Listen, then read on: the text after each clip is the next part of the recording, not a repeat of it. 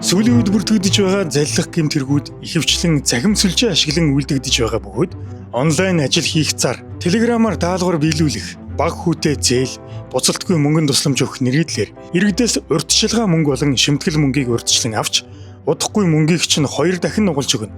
Системийн алдаанаас таны гүйлгээ хийгдээгүй байна. Дахин мөнгөө шилжүүлчих гэх мэтэр иргэдээс мөнгийг нь заллан авдаг байна. За он гарсаар Дорнод аймгийн цагдаагийн газарт 568 гэмтэргийн шинжтэй гомдол мэдээлэл бүртгэгдсэн байна. За үүнээс заллах гэмтэргийн шинжтэй гомдол мэдээлэл 16%-ийг буюу 96 гомдол мэдээлэл бүртгэгдсэн байна.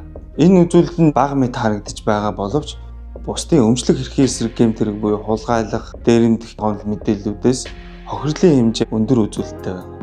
Гэмтэрэг тохирч байгаа иргэдийг авч үзвэл ихэвчлэн цахим орчин, олон нийтийн сүлжээний талаарх мэдлэг сул, хөдөө орон нутгийн иргэд болон онлайнаар гэрээсээ ажил хийж амар хэлбэр аргаар мөнгөтэй болъё гэсэн хүсэлтэй иргэд байна. Цахим орчин гадаадын аль нэг байгууллага хизээж танд зээл мөнгөнд тусламж өгөхгүй шүү.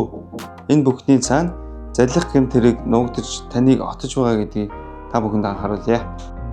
Дорнод аймгийн гэмтэргээс урьдчилан сэргийлэх ажлыг зохицуулах салбар зөвлөл Дорнод аймгийн цагдаагийн газар.